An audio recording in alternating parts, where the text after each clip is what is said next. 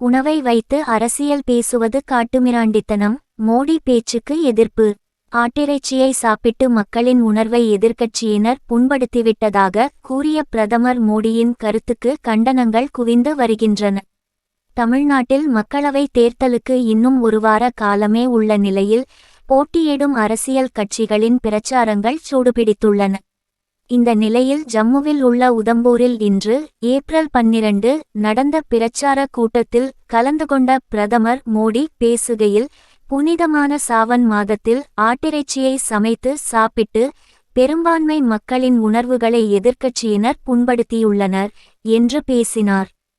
பிரதமர் மோடியின் இந்த கருத்து சர்ச்சையை ஏற்படுத்திய நிலையில் பல்வேறு எதிர்க்கட்சி தலைவர்களும் கண்டனம் தெரிவித்து வருகின்றனர். அமைச்சர் மனோ தங்கராஜ் வெளியிட்டுள்ள பதிவில், ஒரு நாட்டின் பிரதமர் மக்களின் உணவுத்தட்டில் எட்டிப்பார்ப்பதே அநாகரீகம். அதே தட்டில் இருக்கும் உணவை வைத்து அரசியல் பேசுவது காட்டுமிராண்டித்தனம். இந்திய அரசியலமைப்பு சட்டம் இந்திய மக்கள் அனைவருக்கும் அவரவருக்கு பிடித்த மதத்தை பின்பற்றவும் உணவை உண்ணவும் தொழிலை செய்யவும் முழு உரிமையை வழங்கியிருக்கிறது.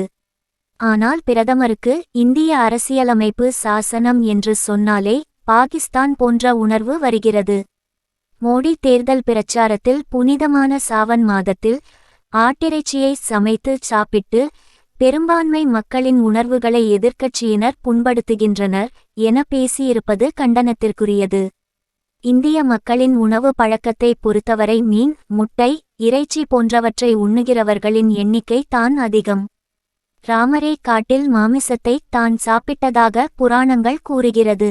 அனைத்து மதங்களிலும் மாமிச உணவு உண்பவர்களும் தாவர உணவு உண்பவர்களும் இருக்கிறார்கள்.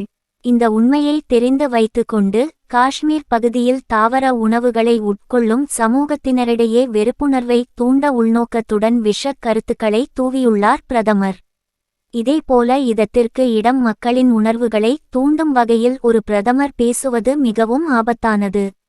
இதற்கு முன் எந்த பிரதமரும் இப்படி பேசிய வரலாறு இல்லை. இது ஒரு தவறான முன்னுதாரணத்தை ஏற்படுத்துவதோடு உலக அரங்கில் இந்திய பிரதமரின் மதிப்பீட்டை தரந்தாழ்த்தும். இவற்றை பார்த்துக்கொண்டு தேர்தல் ஆணையம் மௌனியாய் இருப்பது வெட்கக்கேடு. வாயை என்று மனோ தங்கராஜ் விமர்சித்துள்ளார். இதேபோன்று சிவகங்கை எம்பியும் வேட்பாளருமான கார்த்தி சிதம்பரம் தனது எக்ஸ் தளத்தில் வெளியிட்டுள்ள பதிவில், நான் சொன்னது போலவே பா.ஜ.க மீண்டும் ஆட்சிக்கு வந்தால் கண்டிப்பாக கிடாவெட்டி சேவலை நேர்த்திக்கடனாக கொடுப்பதை தடை செய்வார்கள். பா.ஜ.கவின் இந்துத்துவா என்பது மேல்தட்டு வட இந்திய சமஸ்கிருத வெஜிடேரியன் இந்துத்துவா. இது முற்றிலும் தென் மாநில கிராமப்புற மக்களின் நம்பிக்கைக்கு வேறானது என்று தெரிவித்துள்ளார். முன்னதாக கடந்த மார்ச் 31ஆம் தேதி அங்கு நடைபெற்ற இந்தியா கூட்டணி ஆலோசனை கூட்டத்தில் பேசியபோது கார்த்தி சிதம்பரம் இதே கருத்தை தெரிவித்திருந்தார்.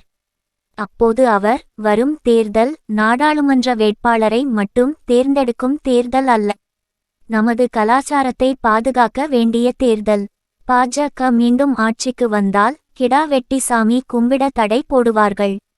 நமது பழக்கவழக்கங்களுக்கு தடை போட்டுவிட்டு சம்ஸ்கிருத மேல்தட்டு முறைகளில்தான் வழிபாடு நடத்த வேண்டும் என கூறுவார்கள் என்று கூறியிருந்தார். சில நேரங்களில் பெரிய மனிதர்களும் முட்டாள்தனமாக பேசுவதுண்டு, அதுபோலத்தான் இதுவுமென நாம் புரிந்து கொள்ள வேண்டும். இந்த கருத்தை நமது பிரதமர் சொன்னதின் மூலம் கடவுள் ராமரையே அவமானப்படுத்திவிட்டார் என்பதுதான் உண்மை.